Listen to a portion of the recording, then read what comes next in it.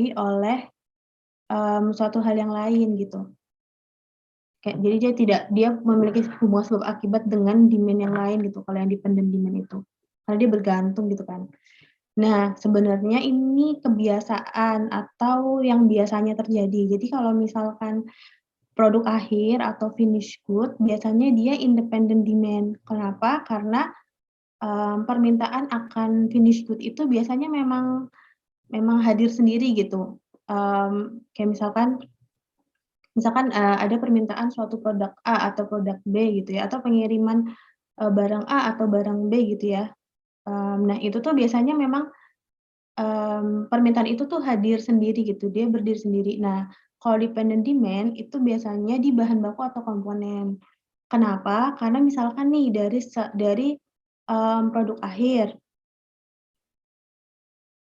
produk akhir ini, kan kalau suatu perusahaan ya, akan membuat sebuah produk, katakanlah misalkan produk Tamiya gitu ya, mobil Tamiya, mainan mobil Tamiya. Nah, untuk, menjadi sebuah produk mobil Tamiya, itu kan nanti, ada apa namanya, kita harus memikirkan nih bahan baku untuk bisa membuat produk mobil Tamiya gitu ya. Nah, kalau ini kan berarti nanti sistemnya dia bukan membuat ya, biasanya dia perakitan ya, perusahaannya perakitan. Nah, di perusahaan perakitan ini, berarti kan dia, akan permintaan spare part dari mobil Tamiya itu, kan bergantung sama permintaan utuh dari finished good berupa mobil Tamiya, ya nggak? Kebayang nggak maksud Bu Hanisa?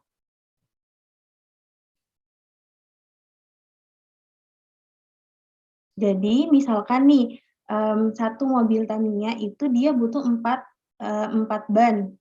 Berarti kan komponennya dia butuh 4 kalau dia perakitan. Kalau dia, membuat dari awal tidak perakitan, berarti dia butuh, bahan baku untuk mengakomodir 4 mobil Tamiya, 4 ban di 1 mobil Tamiya.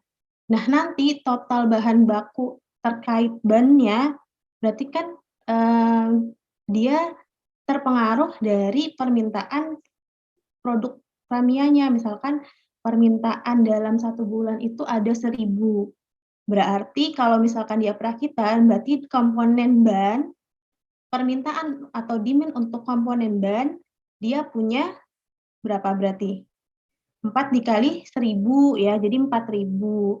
Kalau dia membuat dari awal, berarti bahan baku, maka dia butuh, misalkan 4 ban itu dia butuh misalkan berapa, 1 gram karet ya, 1 gram karet misalkan. Berarti bahan bakunya 1 dikali 1.000 gram karet gitu. Jadi kebayang nggak maksud Bu Hanisa? Apa bedanya independent demand dan dependent demand? Suara Bu Hanisa masih kedengeran kan ya? Masih, Bu. Iya, kebayang kan ya? Gitu. Nah, penentuan demand-nya, kalau misalkan dari independent demand, dia dari peramalan statistika yang kemarin kita pelajari. Tapi kalau dependent demand, dia itu nanti, penentuannya itu dari bill of material atau BOM. Bill of material ini maksudnya, bahan-bahan baku atau material-material yang dibutuhkan untuk menyusun suatu produk. Jadi katakanlah, mungkin biar enak Bu Anissa coba cari di internet ya, contoh BOM biar kalian kebayang. Bentar.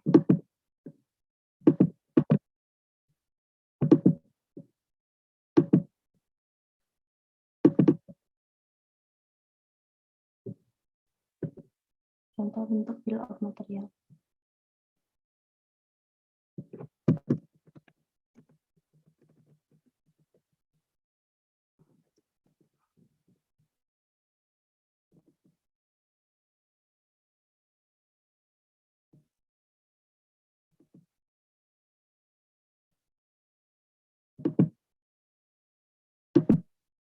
Terlihat? Terlihat, Bu. Nah, ini misalkan contoh bill of material. Jadi biasanya dia bentuk tabulasi kayak gini, misalkan, komponen ke-0 yaitu produk akhirnya itu jamu sehat. Nah, di dalam jamu sehat itu nanti dia butuh apa aja komponennya. Nah, semakin level komponen semakin besar, maksudnya angkanya itu semakin besar, berarti itu dia semakin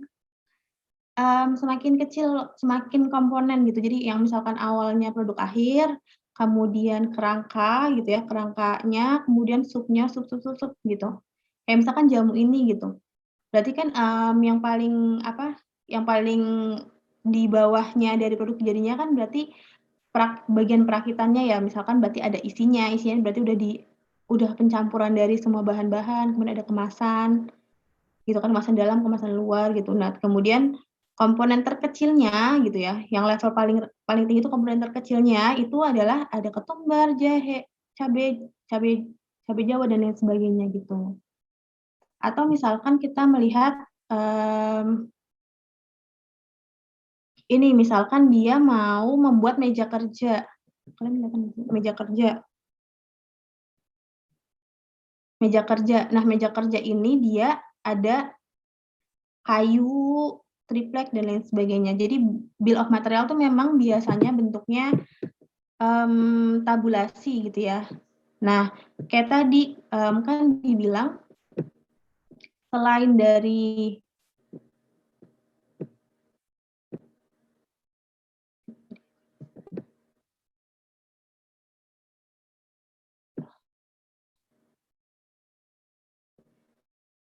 selain dari bill of material, kita juga bisa lihat dari struktur produk. Nah, struktur produk itu contohnya tadi, yang terkait strukturnya. Ini struktur produk. Bill of material itu, selain bentuknya tabulasi, bisa juga bentuknya begini, tapi biasanya ada tuh angkanya di sini, kayak misalkan cover-nya dia ada 1, plat Gapritech-nya misalkan dia butuh 2, berarti ada angka 2 kayak gitu. Jadi, peramalan terkait bahan baku biasanya menyesuaikan sama finish good-nya gitu. Makanya kenapa dia dependen. Kebayang ya insyaallah? Nah, kemudian, nanti kita agak belajar sedikit ini terkait BOM sama struktur produk di, MRP, Material Requirement Planning, supaya teman-teman kalau nanti kerja sama-sama produksi, teman-teman akan paham gitu, walaupun teman-teman tidak akan mendalami itu ya. Soalnya itu erat sama inventory. Nah, kemudian untuk sifat demand-nya, untuk independen kan dia random ya, tergantung dari, bagaimana pola permintaannya gitu. Bisa jadi kemarin kita sudah bahas ya, bisa jadi memang random atau bisa jadi, stasioner dan lain sebagainya, kemarin kita sudah bahas. Nah, kalau dependent demand ini sudah ditentukan sebelumnya, maksudnya sudah ditentukan sebelumnya karena dia mengikut sama si independent demand ini gitu. Itu. Nah, kemudian inventory, terkait inventory-nya untuk independent demand, biaya persediaan total kurang sensitif terhadap kesalahan-kesalahan kecil pada pengestimasian permintaan dan biaya per unit. Sedangkan kalau di dependent demand itu memerlukan akurasi JIP atau MPS, BOM, dan status persediaan. Maksudnya gini, jadi kalau independent demand karena dia, berdiri sendiri, jadi dia itu fokusnya pada, biaya persediaannya tuh gimana gitu, walaupun biasanya, tidak seakurat dependent demand, karena kalau dependent demand itu kan harus akurat. Kenapa harus akurat? Karena kan dia, udah given ya, datanya itu sudah given hampir pasti gitu, walaupun kita nggak pernah bisa bilang, mmm, demand forecast itu 100% benar gitu ya, tapi maksud Bu Anissa, karena ini dependent demand, jadi, kalaupun ada kesalahan berarti letak salahnya itu ada di sini gitu, ada di independent demand-nya, bukan di dependent demand-nya gitu. Makanya biasanya dia butuh akurasi dari JIP. JIP itu jadwal induk produksi, atau kalau dalam bahasa Inggrisnya, Master Production Schedule kalau nggak salah. Ya, itu. Ini itu, nanti bentuknya, ini, tabulasi terkait, jumlah dan waktu produksinya. Jadi kayak misalkan, pada hari itu produksinya berapa jumlahnya gitu. Kalau misalkan dia proses manufaktur yang shifting, sistem shifting, jadi mungkin dia akan dibagi dalam beberapa periode, misalkan periode produksi pagi dan malam misalkan, atau produksi pagi, siang, dan malam gitu, tergantung. Tapi intinya ini nanti, JIP atau MPS ini bentuknya, data produksinya gitu, rencana produksi seperti apa gitu. Ini terkait JIP atau MPS. Nah, kemudian untuk BOM-nya yang tadi Bun sudah jelaskan, otomatis dia butuh tahu kan BOM-nya supaya tidak salah gitu ketika melakukan pemesanan. Kemudian yang terakhir status persediaan. Nah, biasanya kalau untuk menentukan inventory pada dependent demand, kita harus tahu kondisi persediaan sekarang gimana sih gitu. Kemudian untuk safety stock-nya, kemarin Bu Anissa sudah sempat singgung sedikit, kalau di independent demand, dia diperlukan safety stock karena untuk mengatasi fluktuasi permintaan gitu. Hampir semua kecuali yang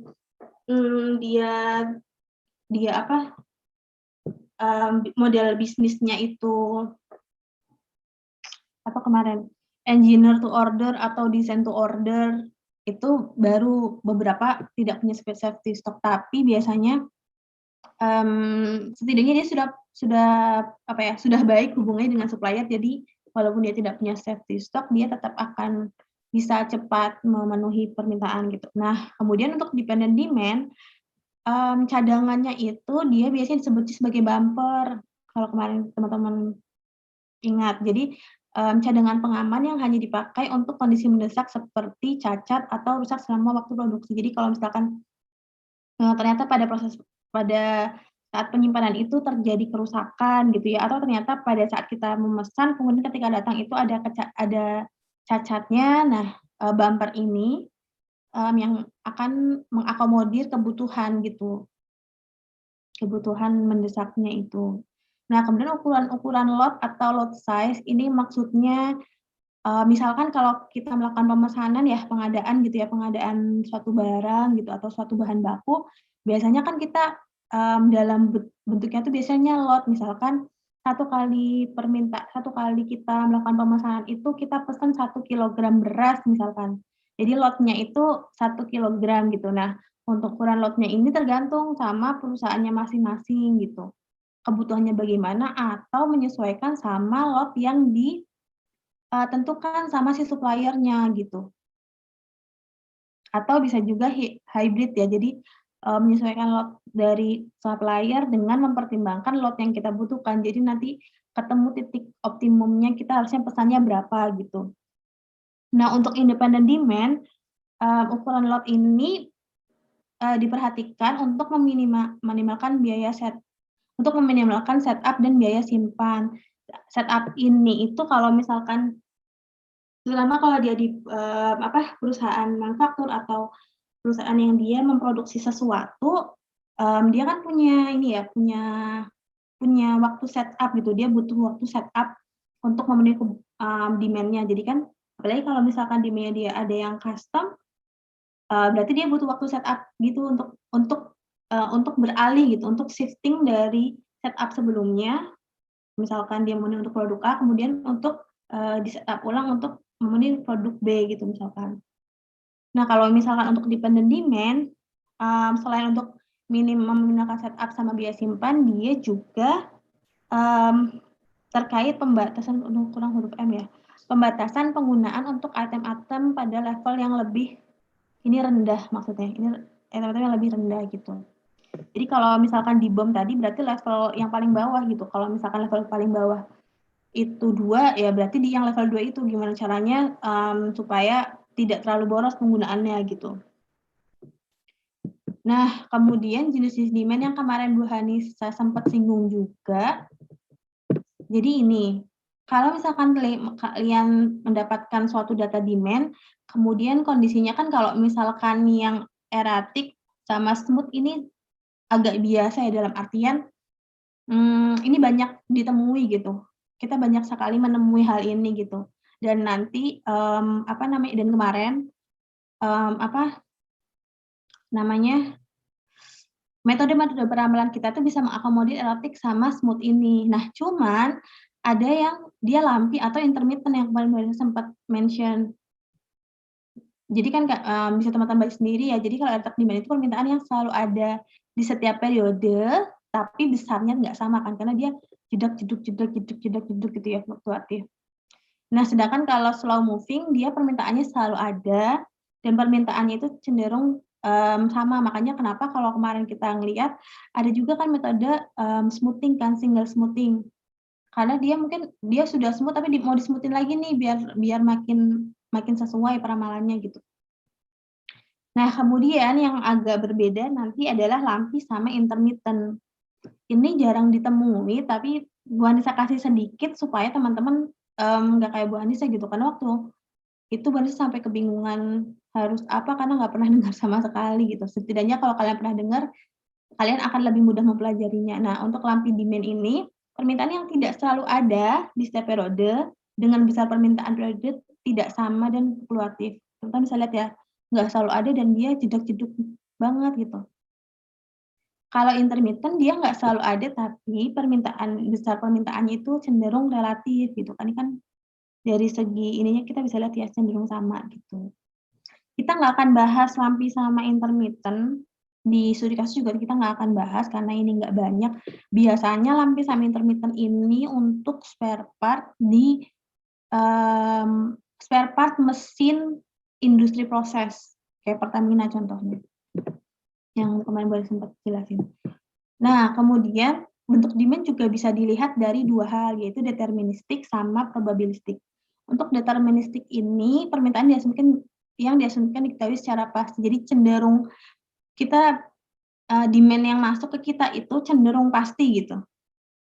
Sudah valid gitu. Dalam kenyataannya sangat jarang terjadi. Biasanya kita coba ini untuk studi kasus ya, studi kasus gitu. Nah, probabilistic demand, permintaannya tidak diketahui secara pasti, event-nya random, prosesnya stokastik, dan dimodelkan dengan probabilistik. Makanya kenapa sebenarnya nanti kalau teman-teman, melakukan perhitungan demand, biasanya teman-teman pakai solver karena biasanya nanti demand-nya probabilistik, dia, akan membentuk suatu model yang, teman-teman, apa namanya, mungkin nanti teman-teman akan paham ketika nanti Pak Wiku ya yang ngajar ya, probabilistik dan statistika ya, gitu. Jadi nanti demand-nya ternyata dia membentuk suatu model statistik gitu. Nah, ini contohnya, jadi untuk deterministic demand itu, apa namanya, misalkan kita punya, 600 ya, permintaannya 600 gitu ya. Kemudian, kita sudah menghitung nih reorder point atau titik pesannya 300 pada persediaan ketika nilainya 300, maka kita harus, melakukan pemesanan gitu, karena dia butuh waktu 3 week nih misalkan, lead time-nya, L1 lead time-nya 3 week untuk sampai barang itu datang. Maka di titik ini kita harus melakukan pemesanan, place order. Kita melakukan pemesanan di sini, supaya nanti sampai titik ini barangnya tuh sudah datang. Jadi sudah terpenuhi, kita tidak sempat, ada kekosongan inventory gitu, dan seterusnya. Nah, untuk deterministik kalau teman-teman lihat kan garisnya tegas ya, karena dia terprediksi gitu. Nah, kemudian untuk demand stokastik yang tidak bisa diprediksi, teman-teman bisa lihat dia agak bergelombang ya, maksud bergelombang tuh dia fluktuatif gitu. Nah, sama juga kayak yang deterministik, cuman beda bentuk di ininya, permintaannya, karena permintaannya dia fluktuatif, cuman tetap sama, apa namanya, ketentuannya. Jadi kalau misalkan kita permintaannya 600 gitu ya, kemudian reorder point-nya itu 300, berarti dia titik pesannya di sini kan, sama untuk 3 week, kemudian supaya nanti di titik habis dia sudah datang pesanannya, gitu dan seterusnya. Nah, nanti kita, pada akhirnya itu dari permintaan yang ada itu kita akan melakukan perancangan inventory-nya kan. Nah, di perancangan inventory ini nanti, katakanlah misalnya kita punya inventory rata-rata 400. Nah, kalau dalam pengolahan inventory nanti kita akan belajar, kita punya safety stock dan juga punya average inventory. Jadi kalau misalkan kita biasanya punya inventory 400 gitu ya, biasanya kita butuhnya inventory 400 nih gitu. Nah, tapi itu nanti kita memenuhinya dengan cara kita punya safety stock 100 dan kita menyisihkan per ininya itu 300 gitu. Jadi tidak terlalu menumpuk di gudang dan perputaran barangnya akan cepat, karena semakin cepat perputaran barang dalam gudang itu semakin baik gitu. Menunjukkan bahwasanya, perancangan pengelolaan inventory-nya itu baik gitu. Nah, dalam inventory demand-nya stokastik yang terjadi adalah pertaruhan antara biaya stock out atau, kehabisan dan juga biaya holding inventory atau biaya simpannya. Nah, ini terkait inventory decision yang nanti akan kita pahami. Nanti mungkin teman-teman kan sekarang udah mulai dapat matriks dan vektor, kemudian teman juga dapat terkait probabilistik dan statistika. Ini contohnya aja inventory decision-nya. Jadi misalkan kita punya suatu permintaan, misalkan ada permintaan, terus kemudian kita membuat kebijakan, kita ada stok, berarti oke, terpenuhi kan. Tapi kalau misalkan kita ada permintaan tapi kebijakan kita tidak ada stok, berarti kita akan mengalami stock out atau kehabisan produk untuk memenuhi kebutuhan pelanggan. Begitu juga kalau misal kita nggak ada permintaan tapi kita punya kebijakan stok, berarti kita akan overstock ya, kelebihan stok gitu. Tapi kalau misalkan kita tidak punya permintaan dan tidak ada stok, itu nggak masalah. Nah, yang menjadi masalah adalah kita butuh tahu probabilitas untuk masing-masing kondisi ini gitu. Nanti mungkin akan diajarkan bagaimana caranya oleh Pak Wiku nanti ya, di probabilistik dan statistik. Nah, kemudian untuk cost matrix-nya sama. Kalau yang tadi terkait stoknya, ini terkait cost-nya. Nah, kalau terkait cost-nya sama. Jadi kalau misalkan ada permintaan, kemudian ada stoknya, berarti tepat gitu ya. Perancangan ininya tepat, perancangan biayanya tepat. Nah, tapi kalau ada permintaan tapi nggak ada stoknya, berarti ada biaya stock out-nya gitu. Jadi stock out itu jangan dibayangkan kita hanya kelebihan barang kemudian tidak ada biaya di sana gitu. Ada biaya di sana gitu. Termasuk juga ketika permintaannya tidak ada tapi kita punya kebijakan stok ya, maka kita akan cari stok yang harus kita bayar, yang harus kita keluarkan. Dan yang terakhir kalau tidak ada permintaan dan tidak ada stok maka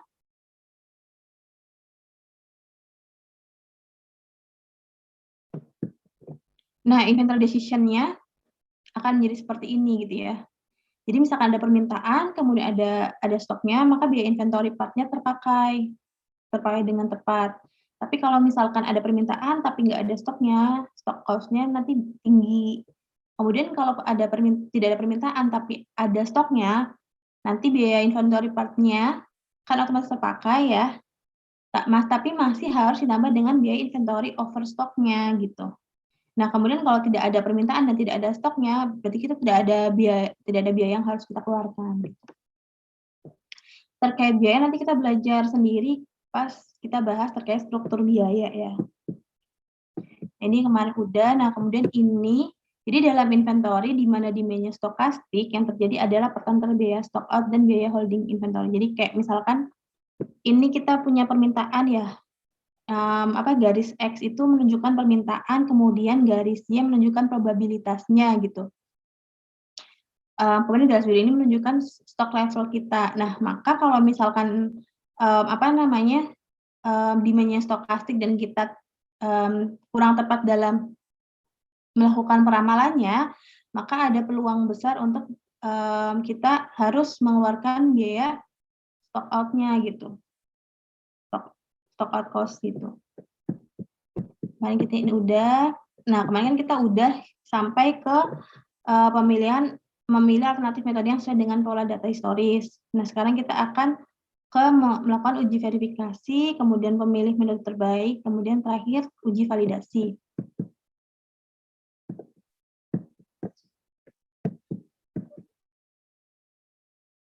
Nah, sebelumnya ini yang tadi kita bahas, kalau misalkan model peramalannya khusus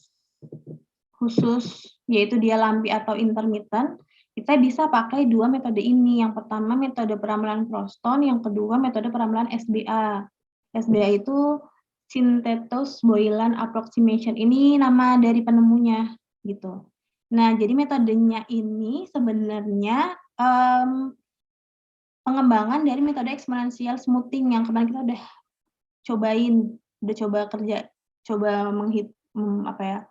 coba melakukan perhitungannya gitu. Jadi metode yang menghasilkan hasil peramalan yang lebih akurat dibandingkan exponential smoothing untuk jenis demand lumpy dan intermittent. Jadi ini lebih akuratnya untuk demand lumpy dan intermittent.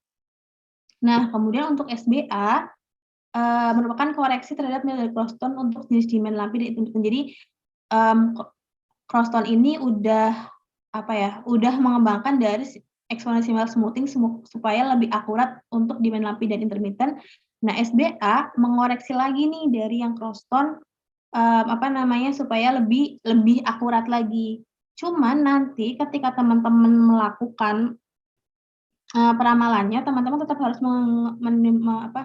membandingkan error-nya ya untuk melakukan pemilihan metode terbaiknya apakah Croston atau SBA kalau dia lumpy atau intermittent demand, karena belum tentu walaupun SBA klaimnya dia merupakan koreksi dari Croston, itu nilai error-nya akan lebih kecil daripada Croston gitu. Ada kondisi di mana Croston-nya lebih baik gitu error-nya.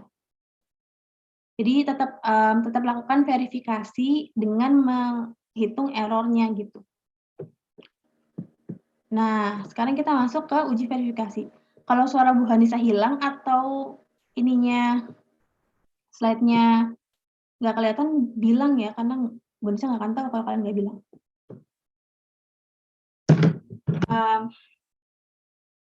Nah, jadi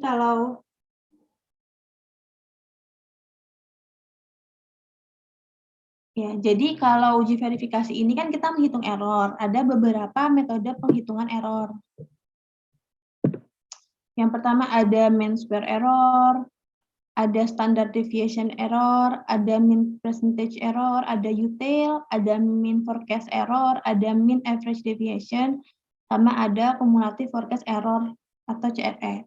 Sebenarnya masih ada yang lain, cuman ini yang biasa dipakai. Jadi ya namanya ilmu kan terus berkembang ya, jadi teman-teman bisa cek lagi, siapa tahu ada lagi yang lain. Tapi memang ada sih kayak tracking signal dan lain sebagainya, itu masih ada yang lain. Cuma barusan mau bahas segini aja, karena juga udah banyak.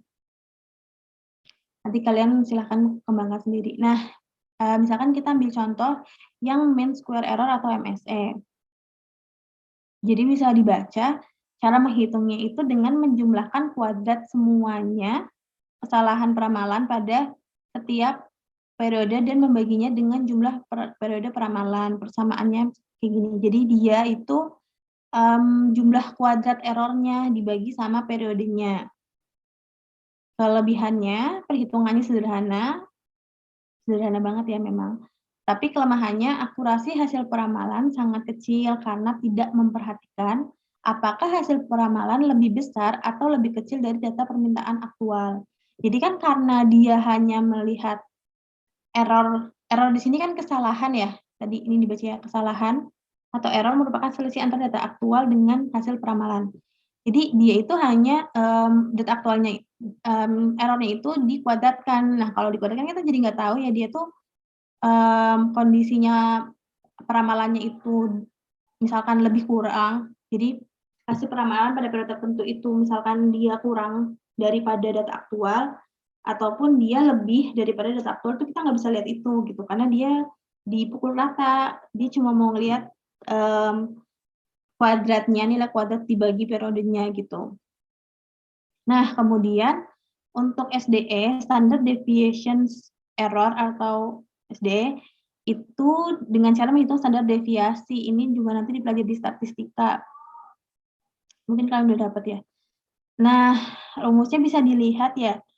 Jadi kalau misalkan rumus standar deviasi kan kayak gini ya. Jumlah dari suatu data kuadrat dibagi n-1 gitu di akar. Sama, ini juga sama, hanya datanya itu berupa data error. Nah, kelebihannya perhitungannya juga cenderung sederhana. Kelemahannya, akurasi hasil peramalan sangat kecil karena hanya menggunakan standar deviasi kesalahan peramalan, gitu. Jadi ini tuh, ini di apa ya, ini di lebih lebih koreksi lagi itu jadi SDE gitu, tapi masih rendah. Nah, kemudian MAPE ini persamaan dasarnya kayak gini, sama dari namanya kita udah tahu ya prosentase. Jadi kalau misalkan kita mau taunya dalam bentuk prosentase, error-nya dalam bentuk prosentase, maka kita pakainya MAPE, gitu. Nah, kelebihannya mampu menyatakan prosentase kesalahan hasil peramalan terhadap permintaan aktual selama periode tertentu yang akan memberikan informasi persentase kesalahan terlalu tinggi atau terlalu rendah sehingga lebih akurat gitu. Jadi, dia mengakomodir, kebutuhan informasi terkait persentase. Kalau teman-teman lihat di sini, ini I kecil ya harusnya. Jadi persentase error I ke I itu didapat dari nilai XI itu nilai data aktual ya, demand aktual, demand aktual ke I dikurangi hasil forecast ke I dibagi dengan demand aktual I dikali 100%. Baru nanti MAPE-nya, min-nya itu berarti jumlah dari PE I ke N dibagi sama periodenya yang N, gitu. Gitu. Jadi, untuk pemilihan uji verifikasi ini maksudnya kalian mau pakai perhitungan error yang mana itu benar-benar diserahkan ke kalian. Kalian butuhnya kayak gimana? Apakah butuh sangat akurat atau sebenarnya nggak terlalu akurat nggak apa-apa gitu. Nggak sesignifikan itu mah nggak gitu. Nah, kemudian ada MFE atau mean forecast error. Nah, untuk mean forecast error ini mirip-mirip ya kalau kalian amatin. Nah, kalau ini cara menghitungnya itu jumlah dari data aktual ke I dikurangi hasil forecast ke I per N. Gitu. Atau bisa kita tulis seperti ini juga. Ini sama aja. Kelebihannya sangat efektif untuk mengetahui apakah hasil peramalan selama periode tertentu terlalu tinggi atau terlalu rendah. Jadi kalau kita mau ngelihat bedanya gitu ya. Kalau kita mau lihat ini tuh peramalannya tuh kecenderungannya terlalu tinggi atau terlalu rendah tuh pakainya ini MFE. Nah, kekurangannya apabila peramalannya tidak bias, maka nilainya akan mendekati 0. Maksudnya tidak bias itu tidak terlalu tidak terlalu jauh gitu ya. Yang nilainya 0. Nah, untuk UTail statistika ini memungkinkan suatu perbandingan relatif antara metode peramalan formal dengan pendekatan naif, maksudnya apa adanya, dan juga mengkuadratkan kesalahan yang terjadi sehingga kesalahan yang besar diberikan lebih banyak bobot daripada kesalahan yang kecil. Karakteristik yang ditimbulkan dalam menggunakan statistika UTail sebagai ukuran ketepatan adalah terkait interpretasi intuitif. Jadi gini, jadi untuk UTail ini kelebihannya dia memberikan bobot gitu. Jadi kan kalau teman-teman lihat yang lain kan, nggak memperhatikan bobot ya, dan tidak memberikan bobot gitu. Jadi kalau ini tuh dia memberikan bobot, kalau kesalahannya besar, dia akan mendapatkan nilai bobot besar, kalau kesalahannya kecil, dia akan mendapatkan nilai bobot kecil dengan asumsi kalau misalkan kesalahannya besar berarti dia, semakin besar kesalahannya berarti semakin tidak tepat kan peramalannya. Jadi dia berhak untuk mendapat bobot lebih besar. Sedangkan kalau kesalahannya kecil, berarti dia tidak signifikan, salahnya sehingga bobotnya akan kecil gitu. Jadi ini mengakomodir, interpretasi intuitif kita gitu, karena ada pembobotan. Nah, pembobotan ini, yang menjadikan dia cukup berbeda dari, metode-metode yang lain gitu. Nah, cara persamaannya itu kita mencari pembilang dan menyebutnya dulu. Jadi untuk pembilangnya, hasil forecast selanjutnya dikurangi data aktual selanjutnya dibagi, data aktual saat ini dikuadratkan. Kemudian penyebutnya data aktual saat ini dikurangi data aktual selanjutnya dikurangi data aktual saat ini dibagi data aktual saat ini. Data aktual maksudnya di min aktual ya. Kemudian di akar dari jumlah pembilang dibagi jumlah penyebut gitu.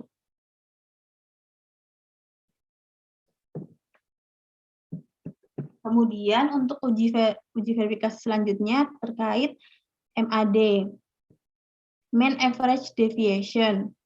Ini merupakan rata-rata kesalahan mutlak selama periode tertentu tanpa memperhatikan apakah hasil peramalan lebih kecil atau lebih besar daripada demand aktual. Peramalan berdasarkan dengan MAD itu persamaannya kayak gini. Jadi kalau yang di MAD ini dia pakai nilai mutlak ya, pakai sifat nilai mutlak. Jadi nanti mau dia lebih besar atau lebih kecil itu akan dianggap positif ya, nilai hasil akhirnya itu nanti akan positif itu.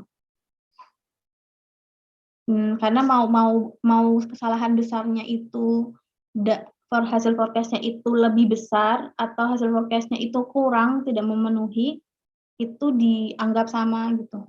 Sama-sama memberikan kerugian sebesar selisihnya itu gitu. Kalau prinsip dari MAD. Nah, kelebihannya ukuran kesalahan yang digunakan lebih sederhana dengan hanya menggunakan rata-rata kesalahan mutlak selama periode tertentu. Kemudian untuk kekurangannya, akurasi hasil peramalan sangat kecil karena tidak memperhatikan apakah hasil peramalan lebih besar atau lebih kecil dari data aktualnya gitu. Jadi dia rata-rata mutlak gitu ya, kalau mean average deviation. Nah, kemudian CFE atau cumulative forecast error, ini kalau kita mau ngelihat total dari error suatu peramalan gitu. Jadi ketika ini memungkinkan suatu paradigma relatif antara bentuk peramalan formal dengan pendekatan naif dan juga kodatan salah satu. Ini belum dihitung, belum buat ganti. Penjelasannya itu yang CFE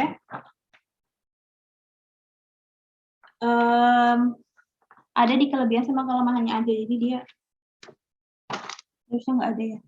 Lanjut hapus dulu deh, belum dihapus.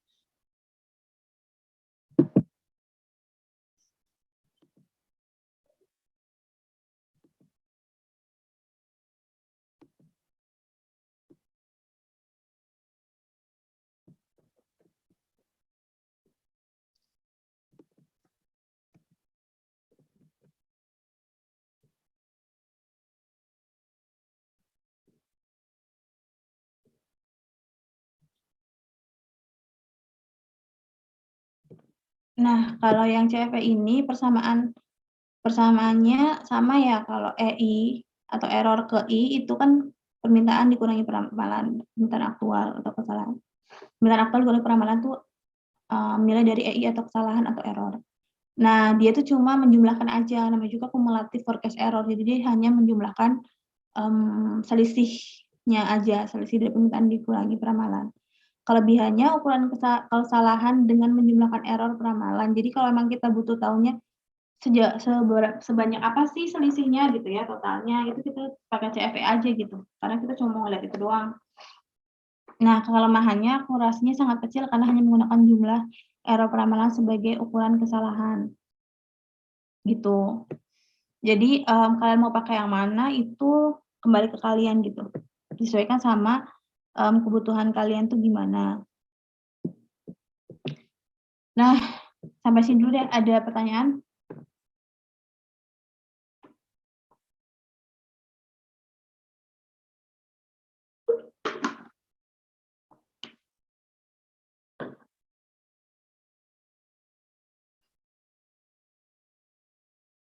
Masih jelas?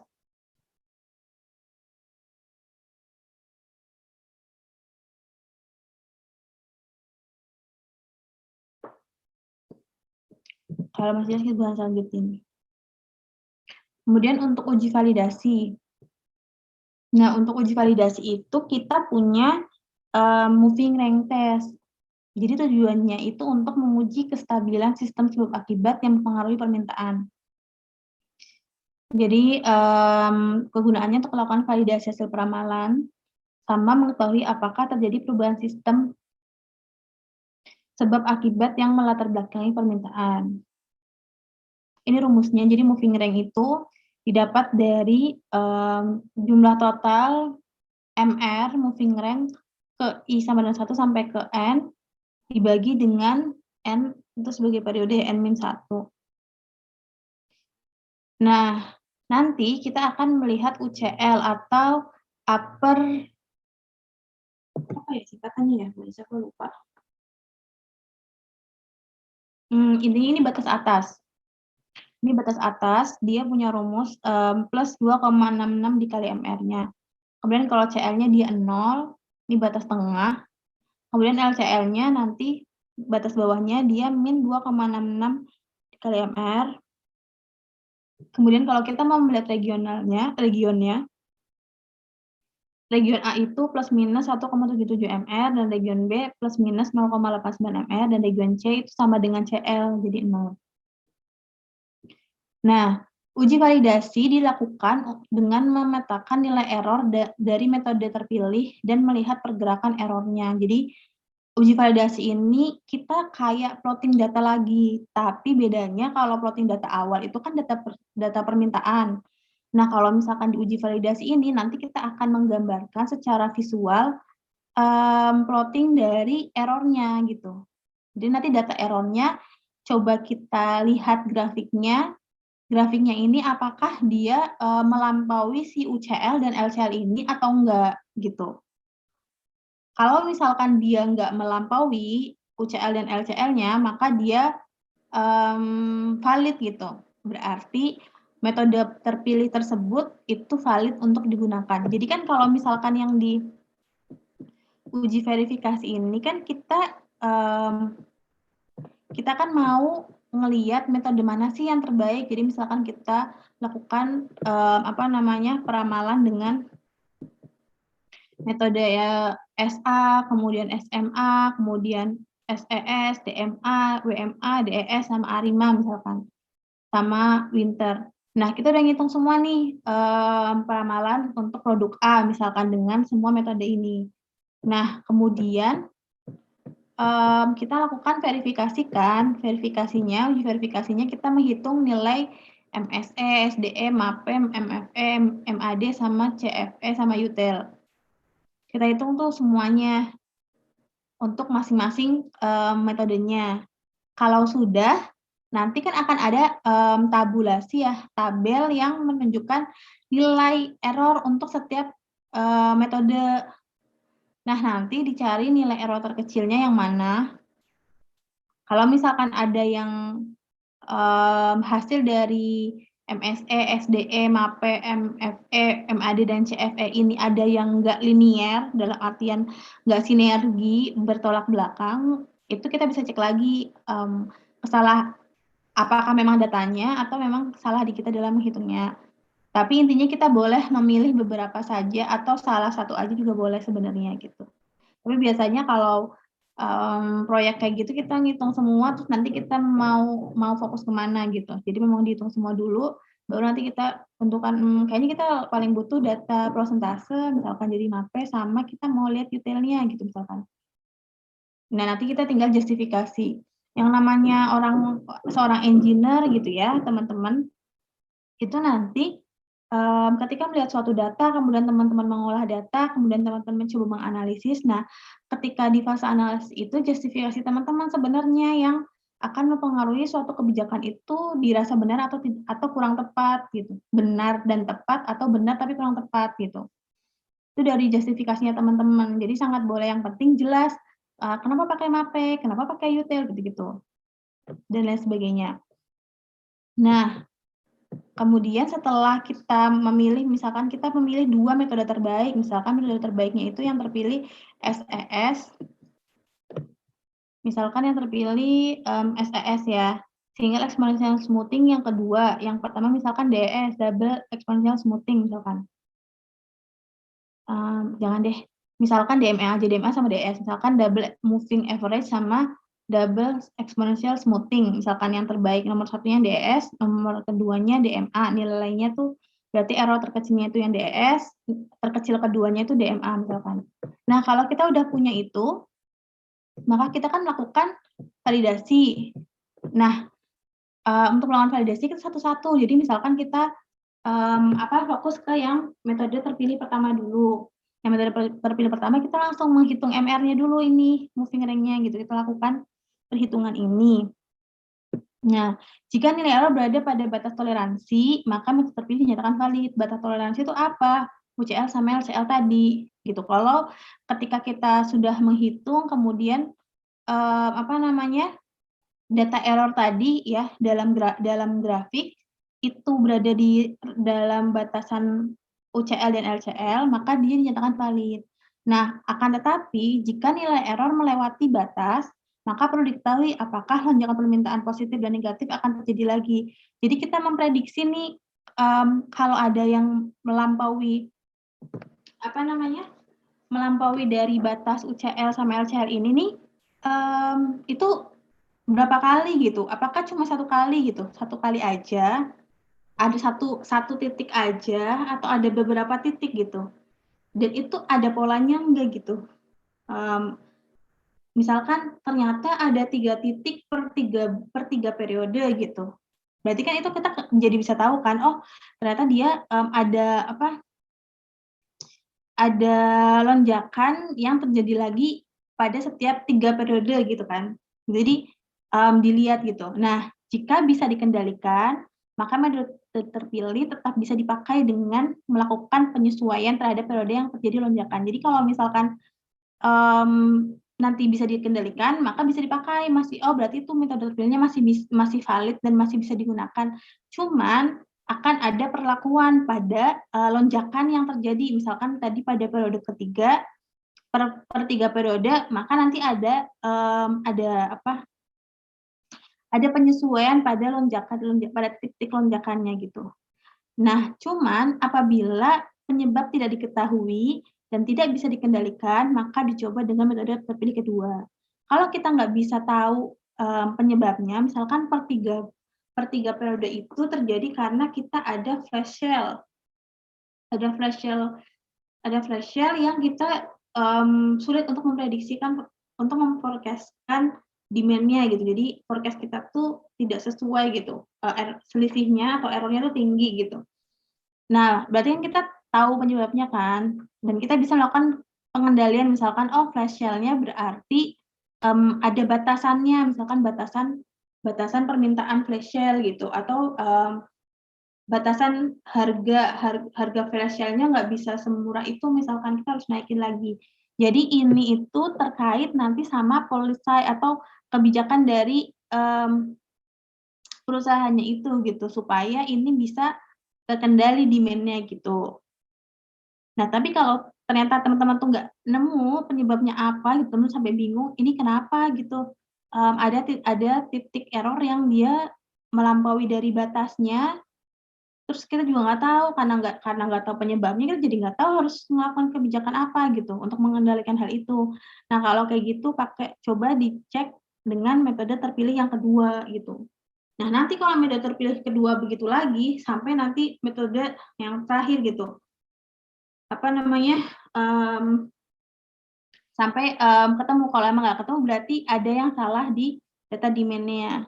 Nah, apabila tidak ada error yang melewati kendali, maka metode kedua dipilih meskipun nilai error-nya lebih besar. Jadi metode terpilih itu belum tentu metode yang dia punya nilai error paling kecil.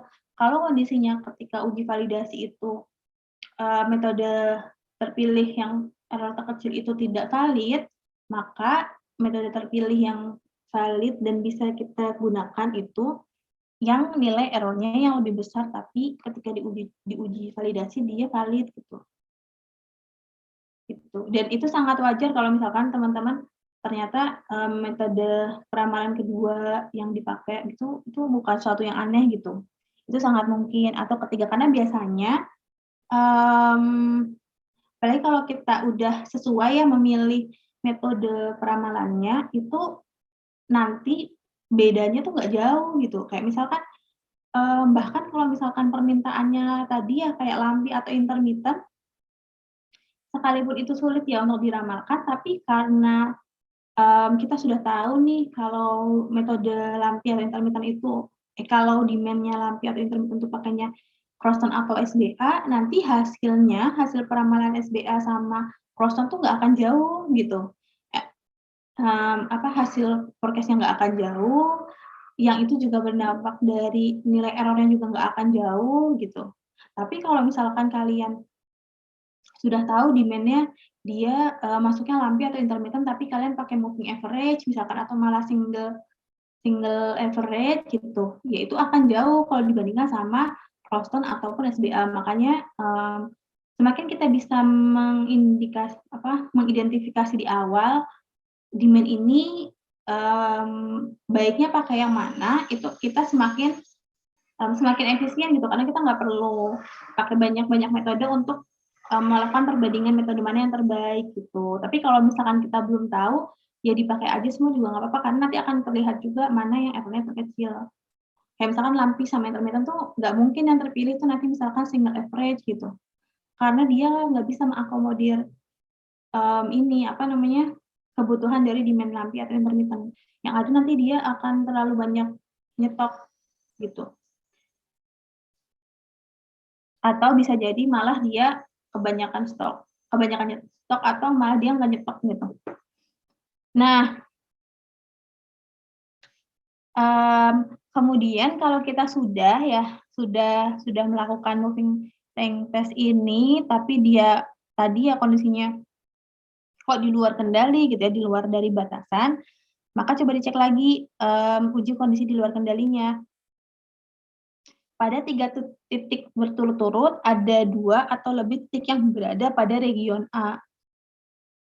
Jadi sebenarnya, kalau banding 1 jarang sampai ngitung region A, B, sama C. Jadi kan sudah berhenti di perhitungan UCL, CL, sama LCL, karena biasanya masuk range.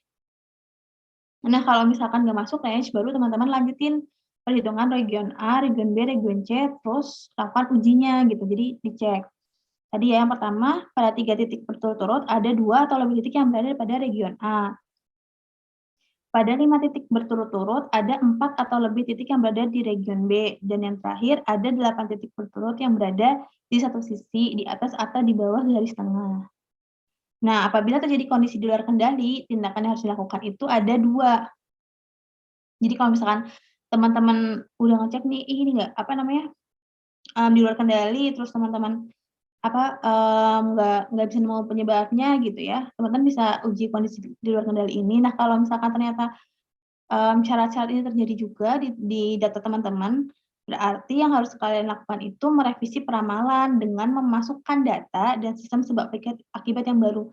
Jadi letak masalahnya itu barangkali memang bukan di metode peramalannya, tapi datanya, inputan datanya yang nggak pas gitu, yang nggak tepat.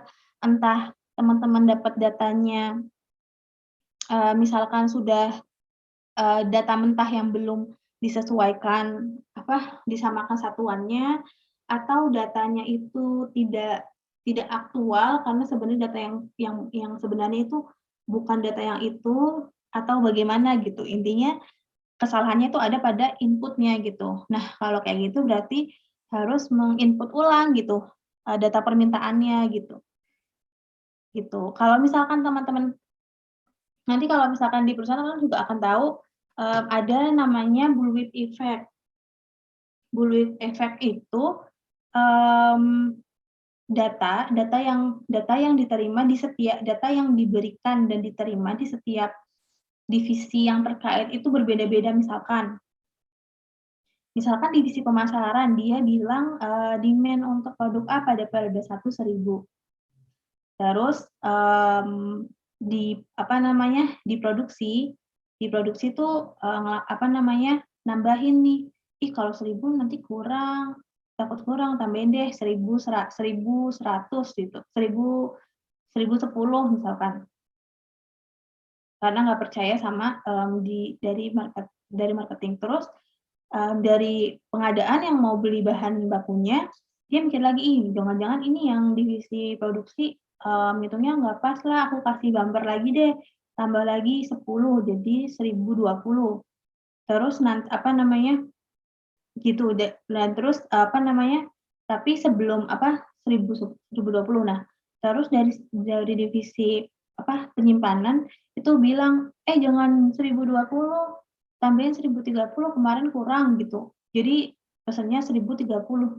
Jadi kan kita, apa ya, boros 30 ya, karena tadi blue effect. Jadi blue effect tuh informasi yang, tidak dipercayai oleh masing-masing elemen, jadi itu bertambah bertambah bertambah gitu. Jadi, nggak sesuai, bukan data aktual jatuhnya gitu. Nah itu sering terjadi, makanya kenapa penting untuk saling percaya. Kalaupun ada keraguan, ya silahkan dicek bersama gitu, dicek bersama,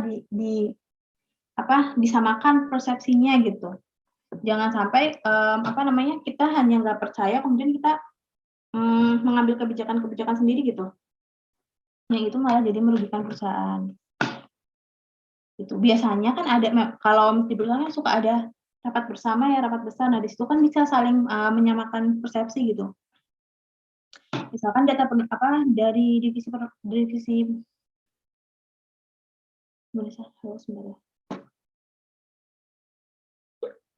misalkan dari divisi pemasaran, dia akan memberikan data mentah, kemudian dari produksi akan, memberikan sesuai juga gitu, melakukan produksi sesuai itu.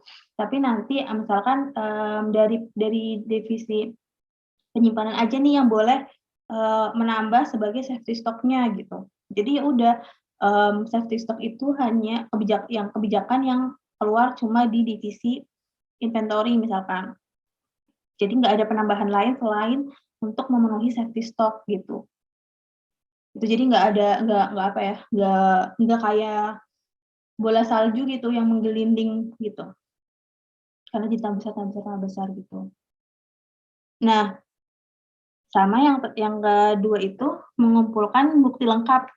Maksudnya mengumpulkan bukti lengkap itu untuk memverifikasi bahwasanya data permintaan yang masuk itu memang data yang benar gitu. Jadi kalau misalkan nanti kita melakukan perhitungan ulang, itu berarti yang benar gitu. Harusnya tidak ada kesalahan lagi gitu maksudnya. Nah, tindakan yang diambil itu untuk memulai sistem sebab akibat yang terkait sama permintaan itu bisa dengan perubahan dalam kebijakan pemasaran, misalnya kebijakan periklanan, promosi penjualan, tenaga penjualan, harga jual produk, atau kebijakan-kebijakan lain yang dianggap relevan gitu. Gitu. Sampai sini ada pertanyaan?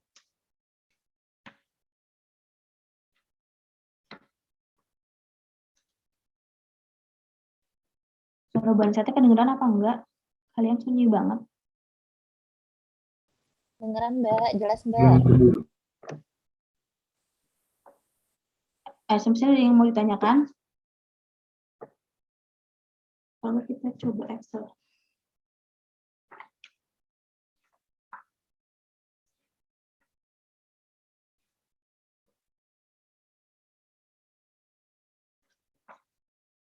Masih jelas ya? Mungkin kita coba Excel ya, karena udah selesai materinya. Kita coba di Excel.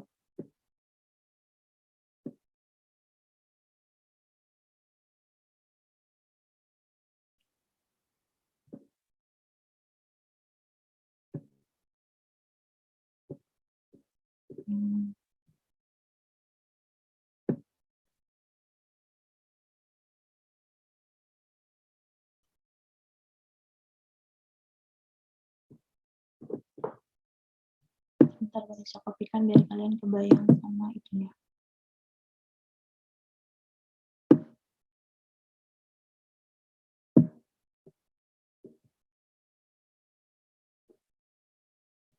Bisa ya, dua-duanya bisa.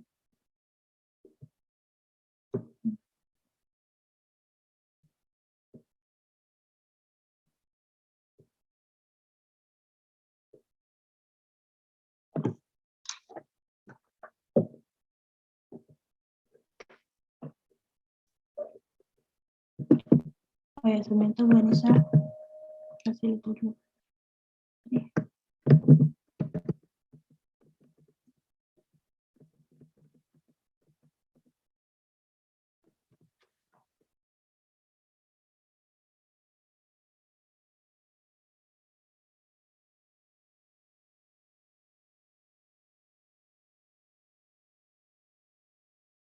Ini contoh.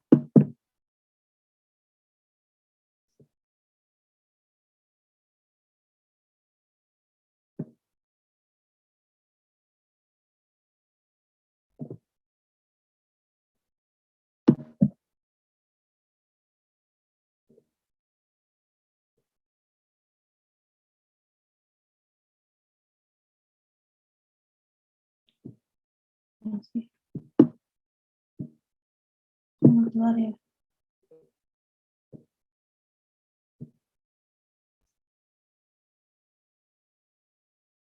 Nggak kelihatan ya.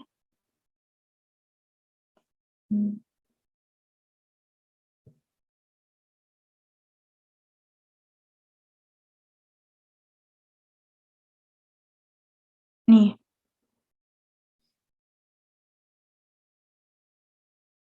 Ini contoh MPS. Kalau ini deh, nggak enak lihatnya.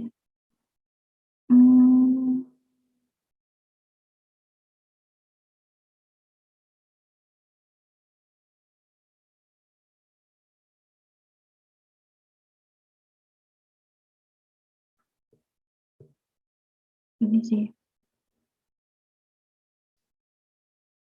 Nah, master production schedule ini contohnya ini, kalau kalian lihat, jadi kita punya gross need atau MPS-nya, kita mau produksi berapa per periodenya.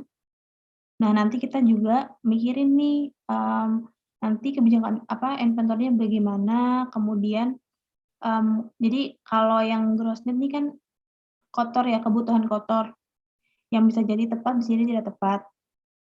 Yang hasil peramalan. Nah, net need-nya ini nanti yang memang benar-benar benar-benar terpakai, benar-benar yang hasil produksinya itu nanti sesuai gitu. Itu tuh yang net need-nya. Gitu. Nah, kemudian ada market order ini sebenarnya beda-beda ya, tabulasi ininya nanti kita akan belajar ketika kita ngebahas model P sama model Q. Kalau yang model Q salah satunya EOQ, kemarin mungkin sama Pak Wiku udah dibahas sedikit. Nah, nanti kita akan bahas lebih jauh. Ada EOQ, OP, dan lain sebagainya. Nah, nanti ininya agak beda-beda, cuman yang jelas pasti dia ada gross need-nya, kebutuhan kotornya, kemudian nanti ada kebijakan inventory-nya, dia bakal nyimpan berapa, kemudian ada bersihnya, gitu. Kemudian ada kalau nggak terpenuhi nanti ada kolom lagi inventory on hand dan yang tidak on hand gitu. Gitu sih. Ini contoh juga MPS yang lain. Ada sales plan, ada actual order, sales forecast-nya, ada actual order-nya. Gitu kurang lebihnya ya. Dia akan lebih kebayang kalau pas udah MRP. Kita bahas MRP sedikit. Nah, kemudian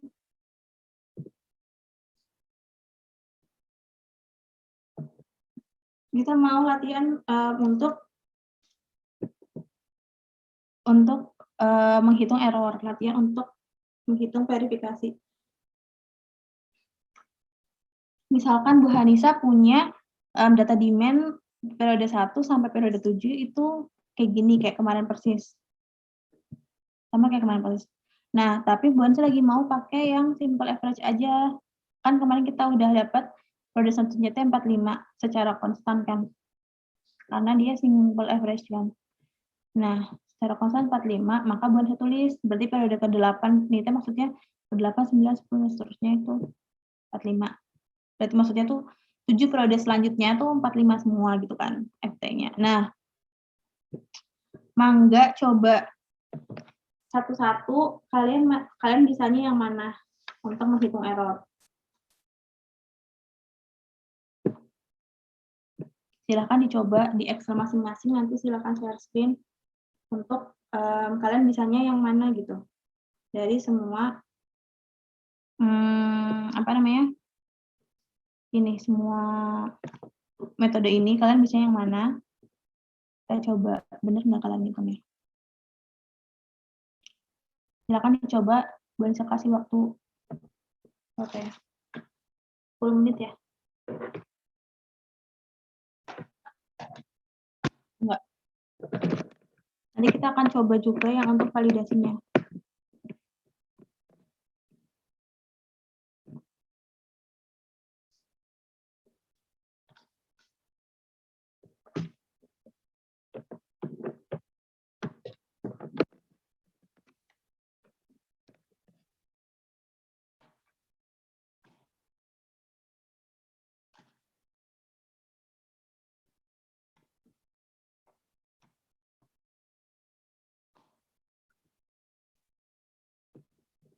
Silakan 10 menit ya.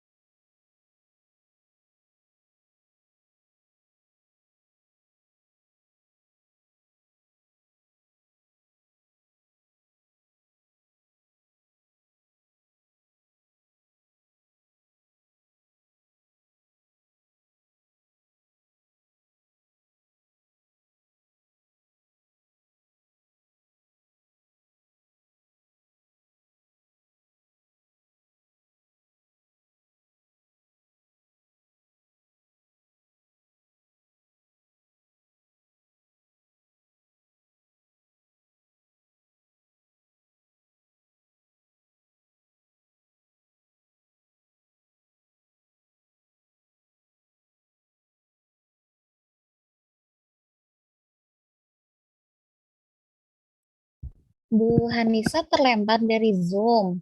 Tadi kan diminta oleh Bu Hanisa untuk ada yang coba ini ya, simulasi ya. Coba Bu Hanisa sudah masuk lagi belum? Belum masuk ya. Mangga silakan mungkin dari 33 mahasiswa yang hadir siang hari ini. Siapa yang mau coba untuk simulasi tadi perhitungannya?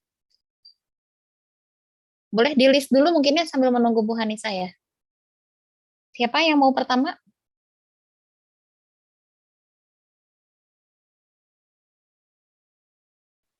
Nonton Mbak, laptopku masih loading, Mbak. Oh iya oke, nggak apa-apa Mbak. Ini Lewat baru capek.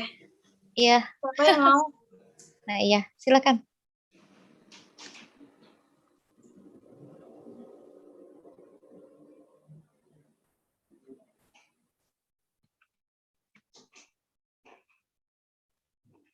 Kalau tidak ada volunteer atau mungkin dipanggil gitu, tidak ada volunteer yang mau. Iya. Sebenarnya biar kalian latihan, nanti kalau pas praktikum nggak bingung, maksud Bu Hanisa teh. Kalau salah Sekarang kan, nggak apa-apa ya Bu ya. Namanya iya, juga belajar ya Bu. betul Mbak.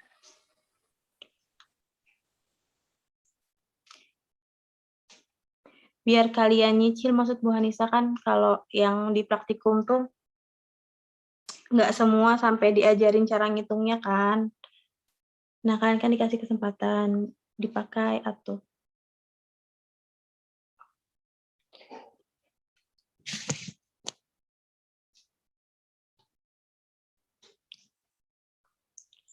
Mbak, aku kirim ke Mbak dulu, baru aku masuk Zoom ya, Mbak. Ya boleh boleh.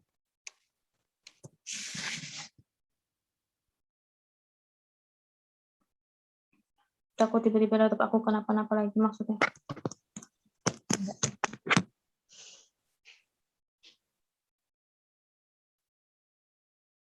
Ayo, siapa yang mau?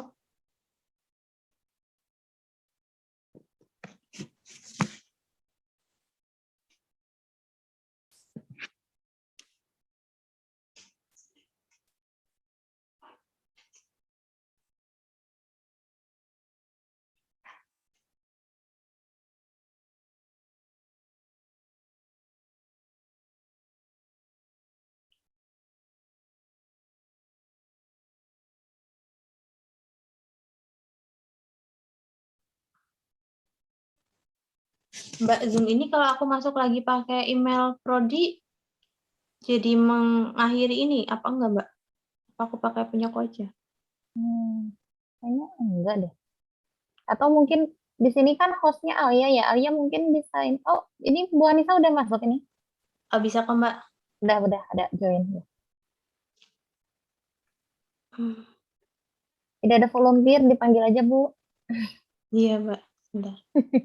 Absen 21 mungkin Bu. Tanggal 21 ya, Mbak, soalnya.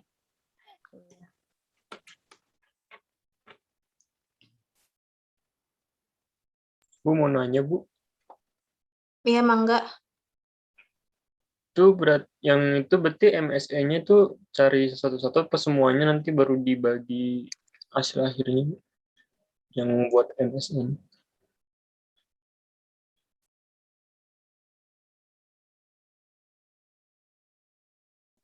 Gimana, Mario? Ulangi. Yang MSE-nya Bu, itu Kenapa? berarti jumlahin dulu baru ini Bu dibagi. Iya, betul. Oke Bu, makasih Bu.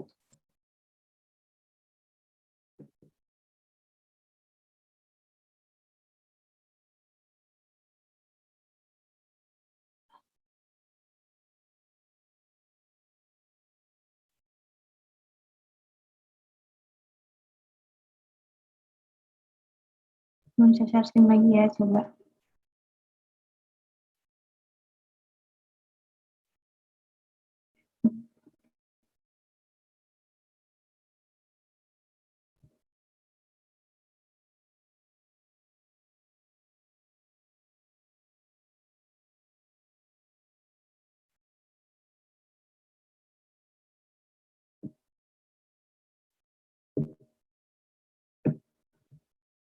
kalau kalian ada asisten tuh kan asistennya yang ngajarin ininya, cara ngitungnya.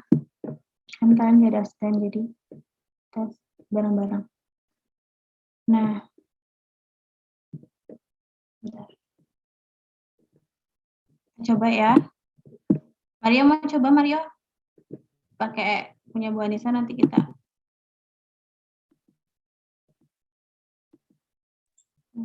Boleh. Tapi takut Ya. salah, Bu. Nggak apa-apa tuh. Kurang ngerti. Saya coba-coba. Mau share screen? Mario yang mau share screen sendiri? Dari Bu Anissa aja mungkin. Ya udah, yuk, enggak. Kamu pakai yang mana, Mario? Mau nyoba yang mana?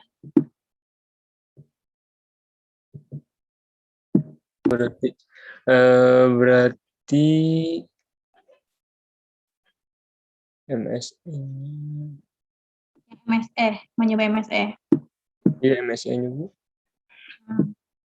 Kalau dari Maksud Bu Hanisa, kenapa Bu Hanisa pengen kalian nyoba? Biar kalian tuh kebiasa baca notasi. Kalau nanti skripsi, terus metodenya baru, teh suka notasinya aneh-aneh. Tapi kalau kalian udah biasa baca notasi, kalian jadi bisa ngerjain ya. Yang MSE. Kalau dari notasinya gimana maksudnya itu, Mario? Kayak errornya gitu, Bu. Mungkin errornya dikurang 15. Betul, Pak, betul. Berarti min yang satu itu kan min 30. Iya, betul. Berarti kita tinggal terus di sini ya. Iya, errornya yang atas error. Error.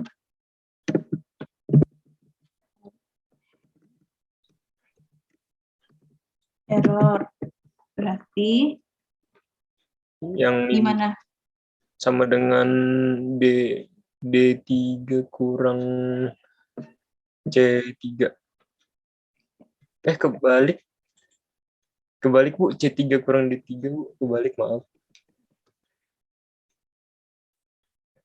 C3 kurang D3. Nanti hasilnya itu 30. minus ya? Iya, minus 30. Terus kan kita tarik ya. Iya, tarik ke bawah, benar. Terus? Yang sebelahnya kuadrat gitu, Bu. Yang error dari kuadratnya. Iya, betul. Error.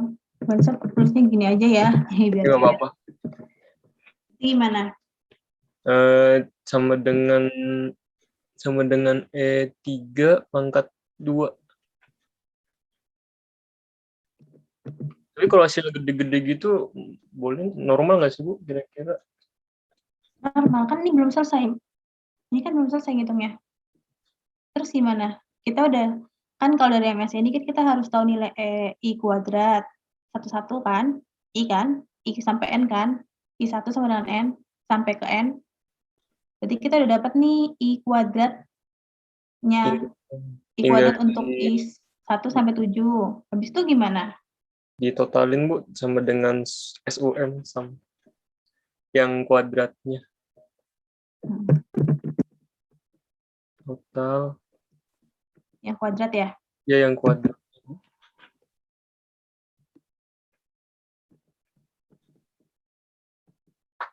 Nah, Terus itu habis itu? baru pakai rumus MSE-nya. Gimana? Jadi nanti di bawahnya itu MSE sama yang sebelahnya nanti F10 dibagi sama T-nya yang paling gede 7. Iya, T terakhir ya. Iya, T terakhir. Betul. Ketemunya 514,287. Nah, itu betul. Tapi normal nggak sih, Bu? Kira-kira dengan nilai segede itu? Saya juga bingung, Bu. Takut salah. Oh, normal. Soalnya kan sebenarnya ini harusnya bukan pakai yang, kalau kita balik ke ini, perancangan jangka pendek, kan kemarin kita belajar ciri-ciri milih metode kan, Mario? Iya, Bu. Nah, kalau misalkan data yang Bu Anissa kasih kan, datanya memang stasioner, enggak kan ya? Iya. Maksudnya dia naik-naiknya, dia kalau dibuat grafik, misalkan ya Bu Anissa buat grafik. Gimana sih grafik?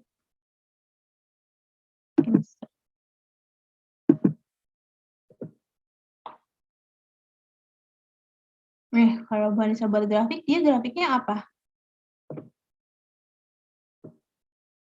Stasioner. Grafiknya apa? Stasioner kayak yang stabil gitu, naik-naik terus. Bukan. Bukan. Nih kemarin tuh.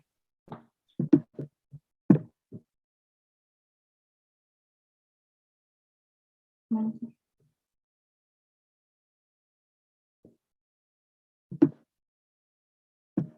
Dari mana sih dia?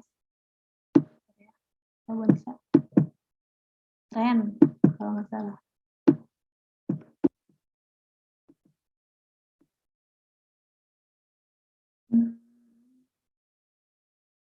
Kemarin teh mana? Oh ini. Yang mana? Yang tren mungkin, yang pola data linear. Iya betul. Jadi sebenarnya kita teh boleh nggak ngupload, tapi kalau nggak ngupload, jadinya kita nggak bisa langsung bisa dapat metode yang pas gitu. Sedangkan kalau single average ini cocoknya buat stasioner kan, gitu. Oke, Bu. Jadi logis apa Mario? Karena plot datanya begini, kemudian kita pakainya single average yang dia dianggap sama kan, dan rata-ratanya padahal dia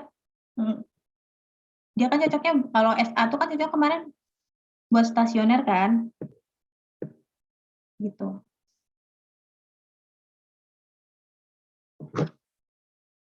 Gitu. Oke. Jadi logis. Nah terus yang lain mau coba yang apa?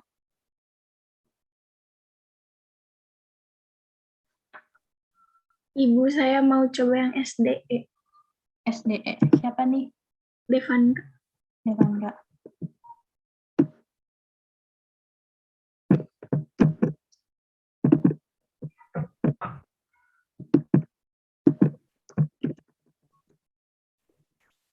Yang error sama error kuadratnya sama kayak yang sebelumnya. Totalnya juga. Bisa copy aja ya.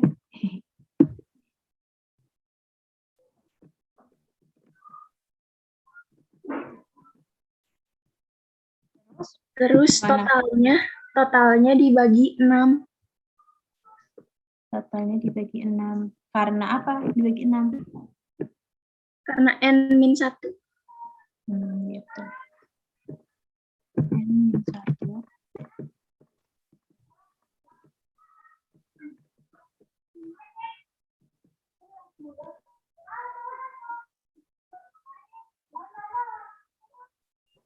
Ini aja atau ada lagi yang lain kelewat? Ada lagi Bu, terus diakarin pakai SIRT.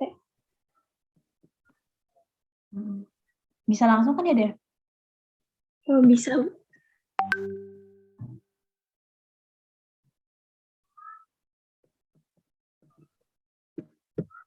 Nah, ini 24,49. Udah benar ini? SDS, DE.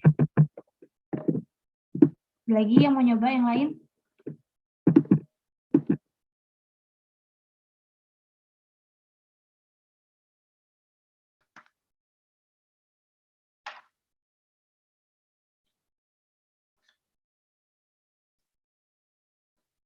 Lagi yang mau nyoba yang lain? Sebelum nanti kita coba ngitung yang moving average.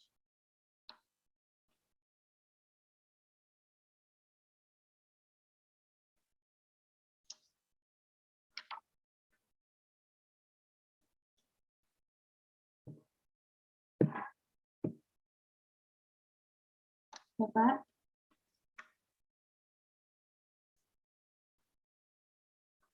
Yang util nggak mau nyoba yang util?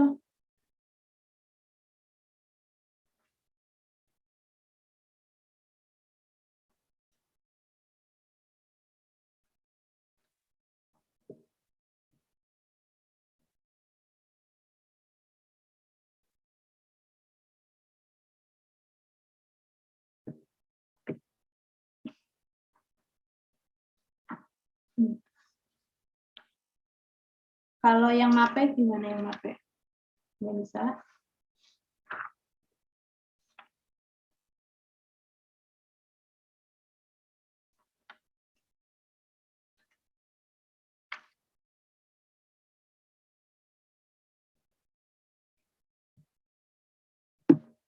Misalkan kita mau ngitung yang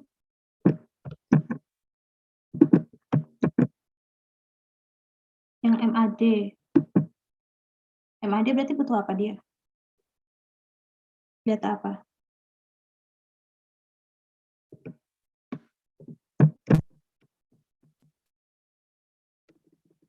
Harus satu lotek pakai apa ya? Ada yang teringat nggak itunya?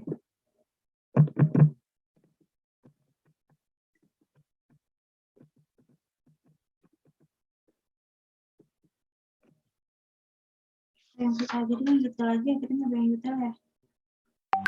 Kita coba yang util ya. Kalau yang util itu, berarti gimana? Gue bisa copy dulu deh. Util. Terus kita nanti ke moving average. Nah, util.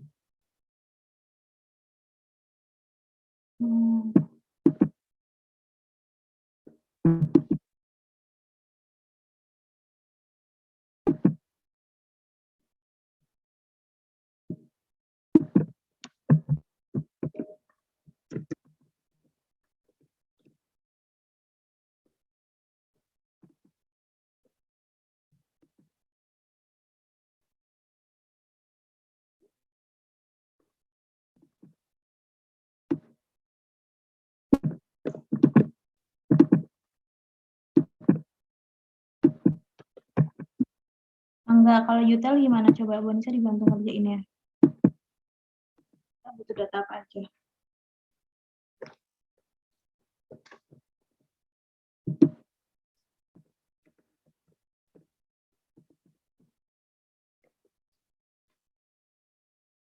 Data pembilang ya?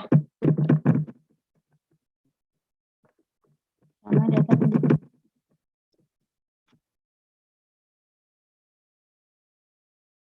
Gimana cara dapat pembilangnya?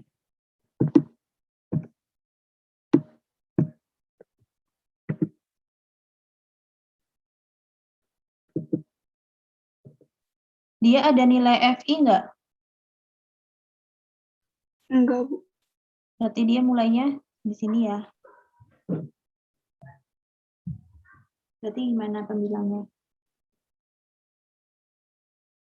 Sama dengan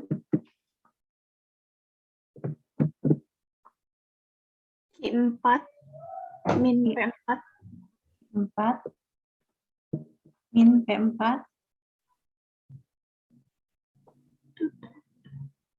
terus kurung per 15. 15. Terus dikuadratin.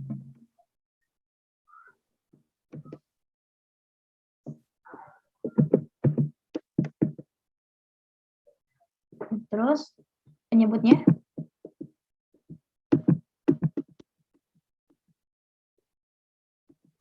Penyebut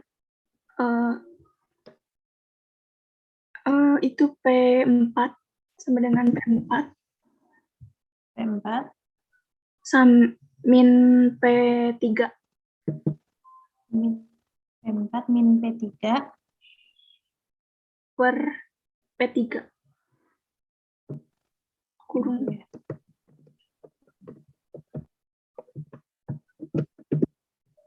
Terus apa P3 ya? Iya. P3 terus Kuadrat.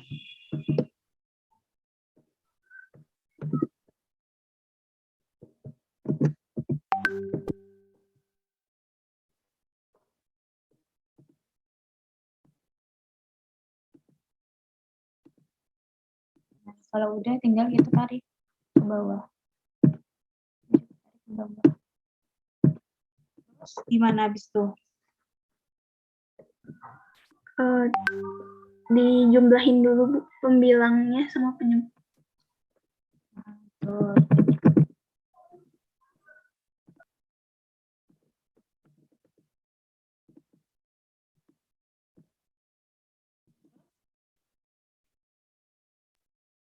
Terus sama dengan Misalnya sama dengan SQRT kurung R10 per S10. oh ya. Ini hasilnya. Kalau lihat dari ini,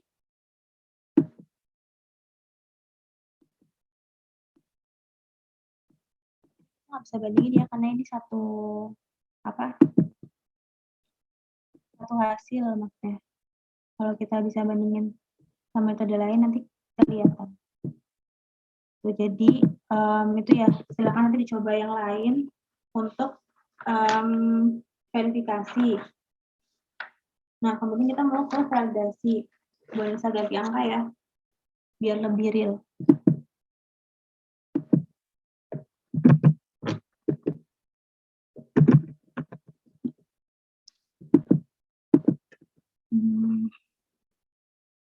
Misalkan kondisinya kita sudah melakukan perhitungan. Tapi ya bisa teh agak gaptek. Kemudian terpilihlah metode terbaiknya, misalkan DES. Jangan dulu deh biar kalian kebayang, berarti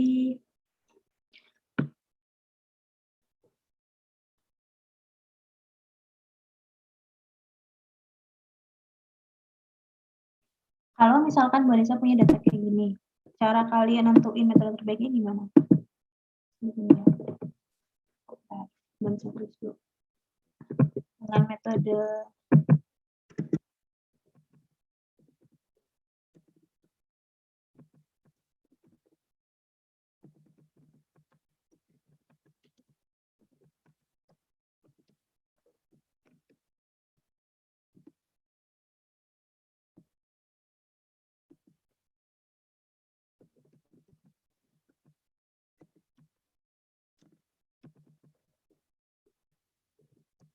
misalkan kita pakainya parameter MSE.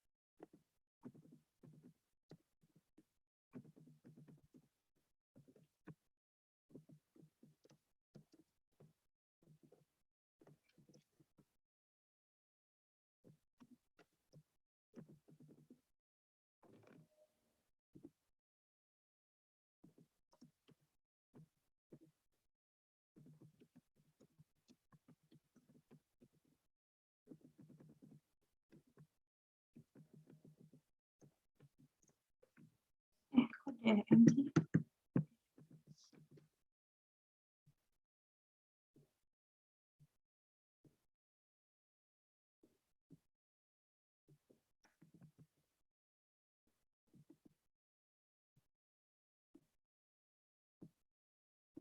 Kemudian kita punya nilai MSE.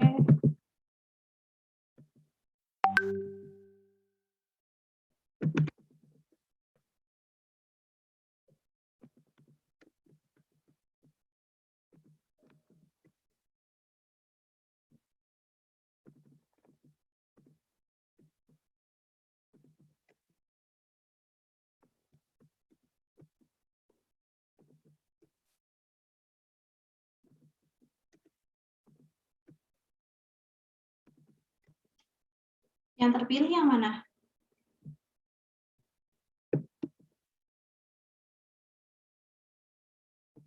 Kalau Vanessa punya data kayak gini, yang terpilih yang mana?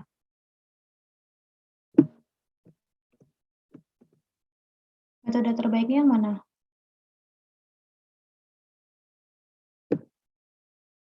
Suara Vanessa kedengeran? Kedengaran, Bu. Yang terbaiknya yang mana kalau Vanessa punya data ini? Setelah dilakukan perhitungan, ketemu nih berdasarkan MSE dari 5 metode, berarti yang terbaik yang mana?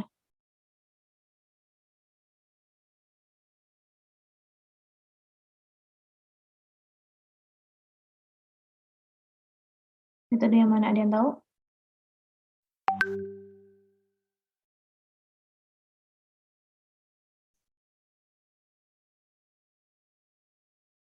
Yusuf, coba Yusuf.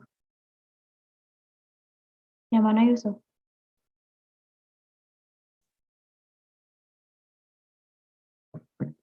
Tadi teh gimana yang bagus tuh yang apa, nilainya yang tinggi apa yang rendah?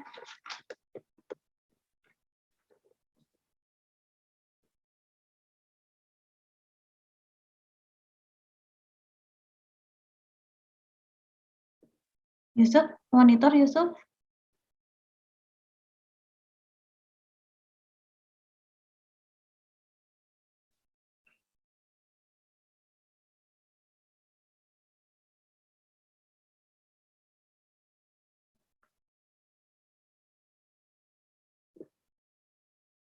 Atau siapa yang mau jawab coba? Berarti yang mana kalau kayak gini?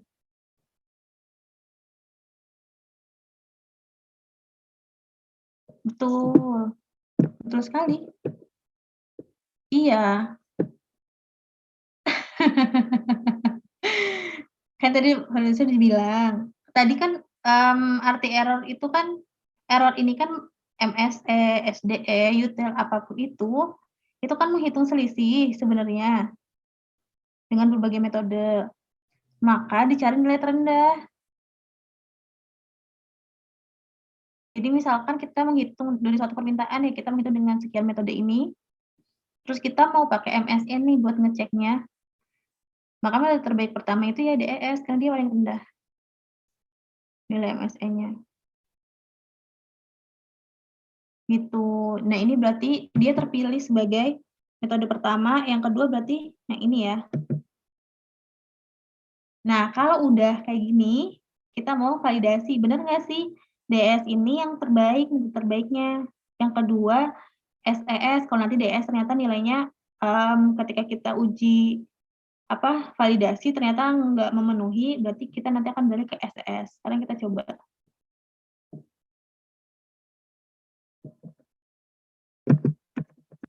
Ini Vanessa tulis DS ya, karena ceritanya yang tertulis DS.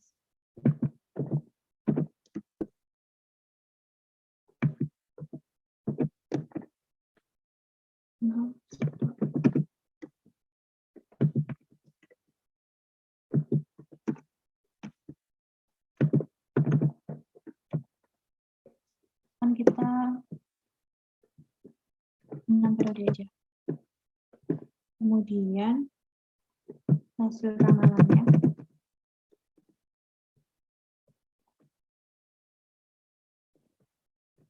Nanti kan bingung ya.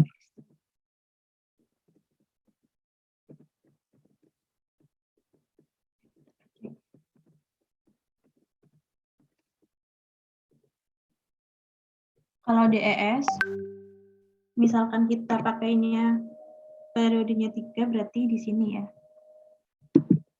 Dia kan double 2 kali gitu. Berarti ini 1/4.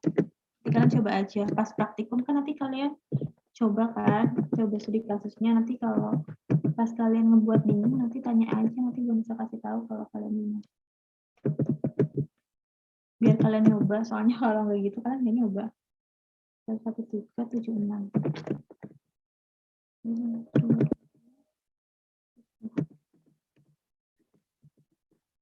Nah, misalkan kita punya periodenya 6 periode, kemudian kita punya nilai demand-nya sekian, kita punya hasil forecast-nya dari metode DES ya. Kemudian kita mau ngitung moving range. Tadi moving range gimana cara ngerjainnya?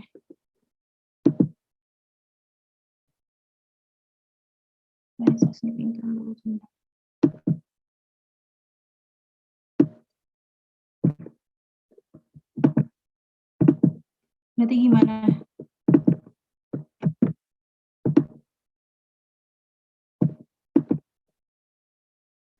Kita nyari apa dulu?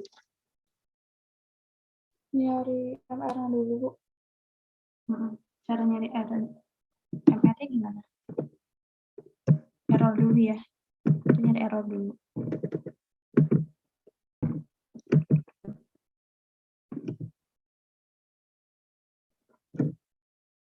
Error berarti gimana tadi? Biasa aja ya. Jadi dikurangi. Nah, MR ini moving range ini sama kayak namanya ya. Jadi dia memang pergerakan gitu ya. Nah, pergerakannya ini satu kali. Jadi misalkan di sini cara nyarinya itu dibagi dibagi dicari selisihnya. Jadi kayak gini.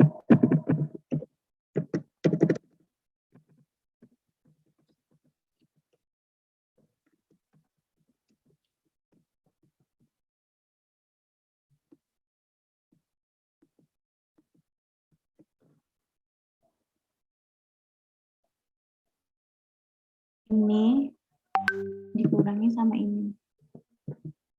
Jadi error setelah kurangi error sebelum. Terus kita tarik aja. Gitu. Nah, kalau udah terus kita buat masih absolut tuh absolut ya. Ini bukan benar. Terus kita giniin. Absolutkan.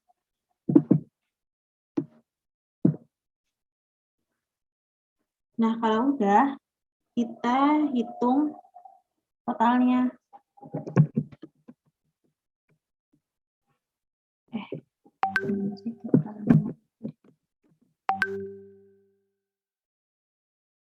berarti kan sum ya. Ini udah azim soalnya. Sum. Kita ketemu nih nilainya 74,80. Kemudian kita mau lihat rata-ratanya. Rata-rata itu jadi apa kalau di sini di MR? Rata akan jadi apa? CL ya. Average dari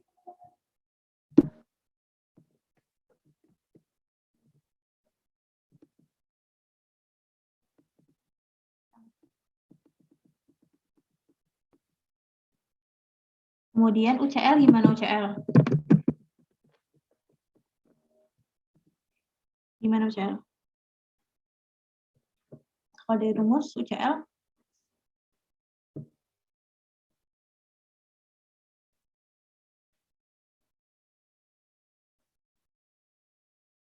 gimana? Saya nulis dulu ya angka di sini ya. 2,6.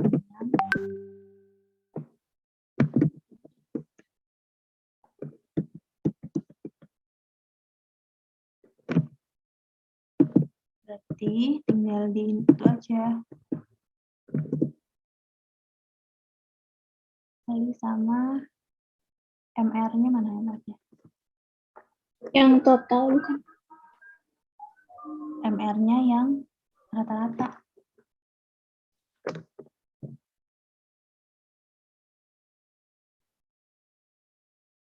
Kalian mungkin gini aja biar kalian gak bingung ya. Jadi teh gini maksud Wanisa. Ini teh MR. Kan kalau kita lihat MR-nya, MR itu apa? Total, ya kan? Total dibagi sama N-1. Tapi N-1 di sini itu jumlah MR. Berarti berapa? 6 kan ya. Makanya kalau notasi itu kadang apa namanya? Sebentar. Kok 6 sih? 3. 3. Ini kan 3. Jadi kan biasanya kita kalau nemu misalkan N itu kan sejumlah periodenya ya. Misalkan kalau N-nya XT berarti 6. Kalau N-nya FT berarti 4. Kalau N-nya MR itu 3 kan. Tapi di sini itu notasi N-1 itu maksudnya jumlah MR, jadi nggak perlu dikurangi 1. Makanya kenapa kalau notasi itu, coba dilihat lagi gitu, bisa jadi notasinya terlihat sama, tapi maksudnya tuh beda gitu. Nah kalau udah, ketemu kan nilai MR-nya ini kan, sampai sini paham kan? Masih paham ya? Baru ini dikali sama ini. Udah jadi UCL. Kemudian LCL-nya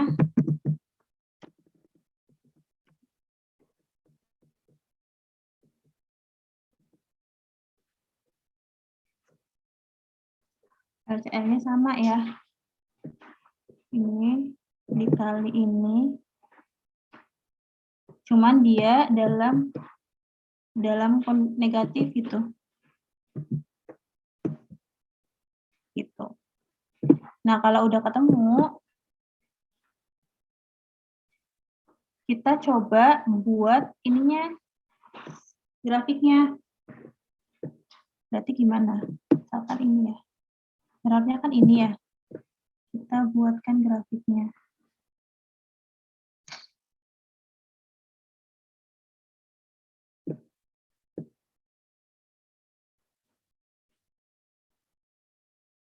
Nah, grafik ini, kalau kita cek sama UCL dan LCL-nya masuk ke kategori masuk atau di luar?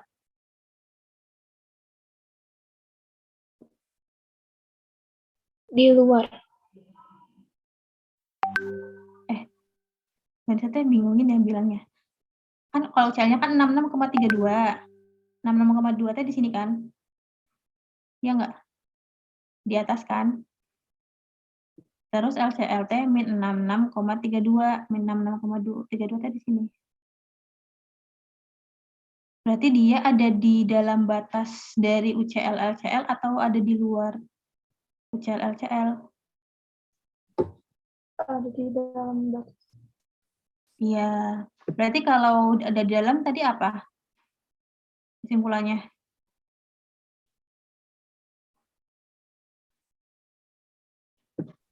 Valid, Bu. Apa? Valid. Iya, berarti kalau di dalam range CL dan LCL, maka metode terpilih dan hasil peramalannya valid. Selesai. Itu. Kebayang kan ya cara ngerjainnya? Nanti kalau pas nggak tahu deh nanti bakal ada tugas apa enggak atau pas ujian. Karena kalau ujian nanti tulis tangan ya. Maksudnya manual gitu nggak pakai Excel. Kalau misalkan yang apa namanya praktikum logistik dasar pakai Excel, tapi tetap harus ada penjelasan perhitungan manualnya gimana. Gitu. Karena kadang kan ada orang yang bingung, misalkan kayak apa namanya? Gimana sih tadi?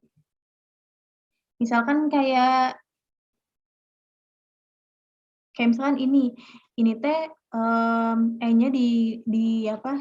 Dijumlah dulu baru dikuadratin apa kuadrat dulu baru dijumlah gitu-gitu. Dia akan ketahuan kalian paham apa enggak. Itu. Mungkin itu aja dari Bu Anissa, ada yang mau ditanyakan? Jadi kalau memang sudah valid, enggak perlu ngitung region ABC. ABC itu nanti kalau dia kondisinya tidak valid. Jadi kita harus melihat apakah dia memang ada kesalahan pada peramalannya, inputan data demand-nya, atau kita yang memang hanya kurang teliti dalam perhitungan demand-nya, peramalannya maksudnya.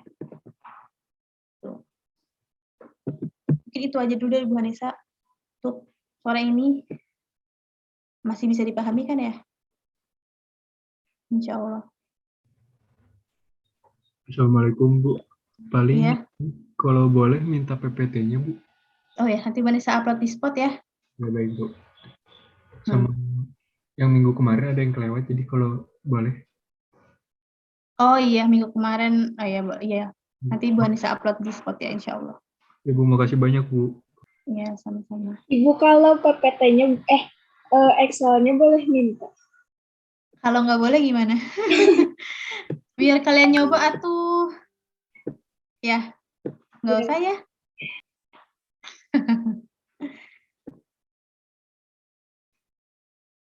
Excel-nya kalian bisa kan nyoba sendiri.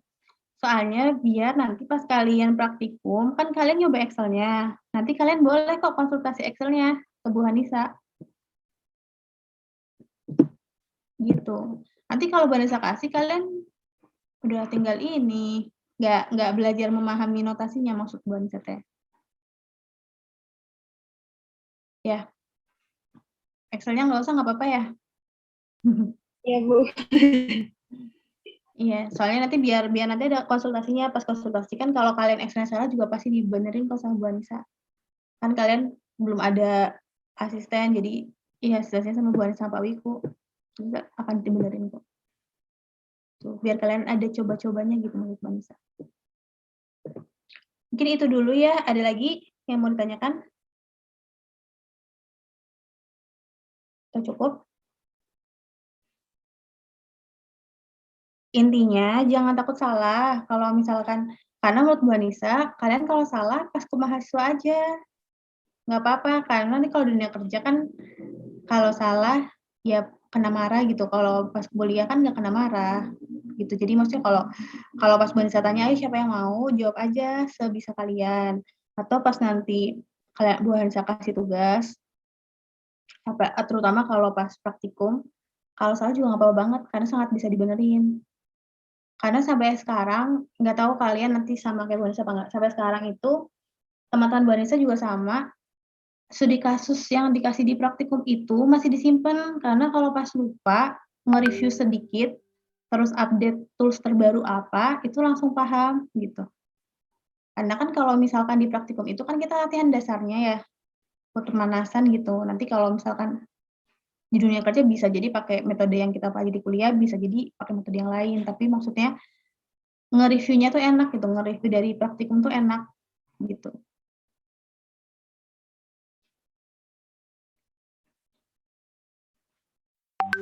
Mungkin itu dulu ya dari Bu Anissa. Kalau ada salah dan kurang mohon maaf.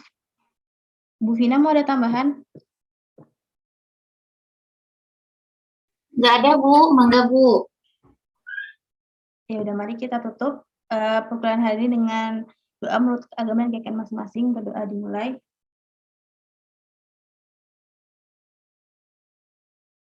Ya, terima kasih untuk kehadiran di perkuliahan kali ini. Alia minta tolong nanti di ini ya, diresumkan ke Bu Anissa yang hari ini aktif. Nanti laporan aja secara jujur ke Alia. Baik, Bu. Ya. Hatur nuhun pisan. Wassalamualaikum warahmatullahi wabarakatuh. Waalaikumsalam Waalaikumsalam warahmatullahi wabarakatuh. wabarakatuh. Makasih, Bu. Makasih Bu. Sama-sama.